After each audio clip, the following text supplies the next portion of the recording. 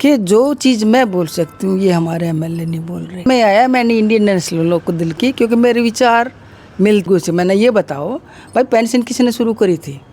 कहता जी चौधरी देवीलाल जी। हमें तो रोटी दे गए, हमें तो जीना सिखा गए, हम उसको 8 करोड़ देंगे। दोस्तों नमस्कार। दोस्तों मुद्दे की आवाज़ लेकर आए तिलकराज और मैं आपका अपना तिलक आप सभी का हार्दिक स्वागत करता हूं। दोस्तों बात जब दीपावली की आती है तो सभी बम पटाखों की बात करते हैं, और जब बात होली की आती है तो सब रंग गुलाल की बात करते हैं। लेकिन अब इलेक्शन का माहौल है। अभी हाल में 2 महीने पहले हिंदुस्तान की सबसे बड़ी पंचायत यानी कि लोकसभा का इलेक्शन हुआ था, और अब इलेक्शन डिक्लेयर हो चुके हैं। आने वाली 1 अक्टूबर को विधानसभा हरियाणा में 90 कॉन्स्टिट्यूएंसी है, उनका इलेक्शन होना है। और उसी को लेकर आज हम पहुंचे हैं एक पानीपत ज़िले की बहुत बड़ी पर्सनैलिटी, जिन्होंने अपने पिछले काफ़ी लंबे समय से करीब 10 साल से हम देख रहे हैं एक समाज सेवा का कार्य किया है।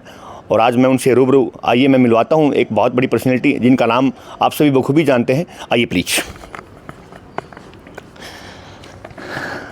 मैम नमस्कार। मैम आपका हमारे स्टूडियो में बहुत बहुत हार्दिक स्वागत है। नमस्कार। मैं आपका तहे दिल से शुक्रगुजार हूँ जो आप मेरे घर पे आए। Thank you ma'am. मैम मैं पिछले काफ़ी दिन से देख रहा हूँ, पिछले 6 साल से 7 साल से, तो आपका काफ़ी अच्छा समाज सेवा, और उसके बाद मैं काफ़ी फंक्शन में देखता हूँ बच्चों को प्रोत्साहन करने के लिए, बच्चों को अप्रिशिएट करने के लिए, मोटिवेट करने के लिए काफ़ी आगे आप रहते हैं। काफ़ी अग्रणी कार्य किए हैं आपने, तो इसके बारे में क्या विचार आपका? दरअसल मैं, आप जानते हो, शिक्षा विभाग से जुड़ी हुई हूँ, और मेरे संस्कार में बचपन से ही हैं समाज से जुड़ने के, समाज सेवा करने के, लोगों की मदद करने के। और शिक्षा अधिकारी के नाते मैंने ऐसे बच्चे जैसे अडॉप्ट किए जिनको फ़ीस की ज़रूरत थी, या कापी किताब ड्रेस, ये तो छोटी चीज़ें हैं, लेकिन हम उनको मोटिवेट करने के लिए कंपटीशन तक करवाते थे। पहली प्रिंसिपल थी जिसने एनुअल फंक्शन करवाने शुरू करवाए।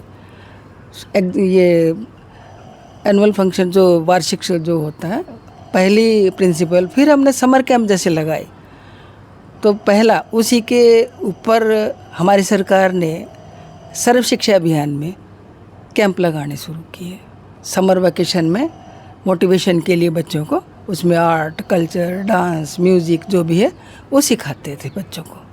जी, अब मैं देख रहा हूं कि इलेक्शन का माहौल है, जहां भी जनसभाएं होती हैं, जहां भी कोई स्पोर्ट्स की बात आती है, जहां एजुकेशन शिक्षा को बढ़ावा देने की बात आती है, मंदिर मस्जिद गुरुद्वारे को बढ़ावा देने की बात आती है, तो बहुत आप देखने को मिलता है कि बहुत एक आशीर्वाद प्यार से नहीं वहाँ पर बच्चों को देते हैं। अब अगला कदम क्या है? ऐसा है, मैं जैसे गांव में जाती हूँ, समाज से भी जुड़ी हुई हूँ, मुझे दिक्कतों का पता चलता है कि हमारे राजनीति जो नेता हैं वो कितना काम करते हैं। चुनाव हो जाता है और मैं एक ऐसी जैसे वर्ग से संबंधित हूँ, तो हमारे एमएलए मैक्सिमम, मेरे जितना जहाँ तक नॉलेज है, वो मुझे लगता है डम्मी, हाथ जोड़ते हैं सिर्फ, काम के नाम पे कुछ नहीं है। तो अब आपने मन बना लिया है कि मैंने समाज सेवा के साथ साथ मैंने राजनीति करनी है? जी ऐसा है। वैसे मैं मिलिंग नहीं थी, जबकि बचपन से मैंने राजनीति देखी, और 94-5 में फादर को जो है कांग्रेस टिकट दे रही थी। उन्होंने कभी मेरा घर संभालने वाला नहीं है, क्योंकि मदर नहीं थी, तो मैं इलेक्शन नहीं लड़ूंगा। उसके एवज में जो दादी के भतीजे थे वो एमएलए बने थे बाडड़ा से। अब किस पार्टी से आपकी तैयारी है?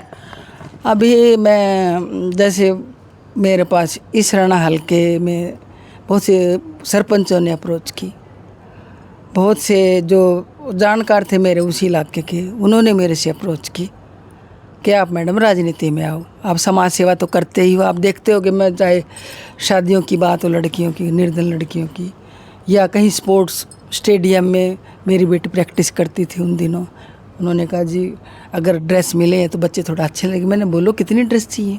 ऑन द स्पॉट मैंने डिसीजन लिया, भाई ये नहीं, बच्चे पीछे नहीं होने चाहिए, इन चीज़ों के पीछे कमी नहीं रहनी चाहिए।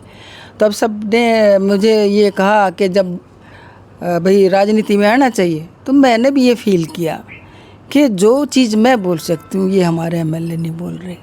वो अपने अधिकारों की लड़ाई नहीं लड़ रहे। जैसे अभी प्रेजेंट जो बलबीर वाल्मीकि जी हैं, वो कहते मैं तो अपोजिशन का हूँ, मैं तो काम ही नहीं कर सकता। या कितना आप जिला शिक्षा अधिकारी रहे हैं, उसके बाद आप डिप्टी डायरेक्टर एजुकेशन के बहुत बड़ा गरिमा का पद होता है वो भी रहे हैं। अब आप किस पार्टी से तैयारी कर रहे हैं? मैं पिछले लगभग 1.5-2 साल हो गया होगा, और विचार तो मेरे काफ़ी साल पुराने हैं। स्टार्टिंग मैंने कहा मैं इंडियन नेशनल लोकदल में जुड़, समय आया मैंने इंडियन नेशनल लोकदल की, क्योंकि मेरे विचार मिलते हैं। जो उन्होंने, जैसे भाई चौधरी साहब अभी चौटाली जी जो बोलते हैं वो करते हैं, वही मेरा भी डिसीजन है। जो मैंने बोल दिया वो मैं करती ज़रूर हूँ। अब आईएनएलडी का और बसपा का, बसपा एक राष्ट्रीय पार्टी, आईएनएलडी एक यहाँ पे क्षेत्रीय पार्टी है, दोनों का गठबंधन हुआ है, इसका क्या एडवांटेज मिलेगा आपको? जी, एडवांटेज क्यों, अब तो 2, 1 और 1 11 है। दूसरा आपको याद हो, और बसपा का पहला एमपी अम्बाला से अमन कुमार नागरा बना था, यू नो दैट, जानते हो ना आप तिलक जी।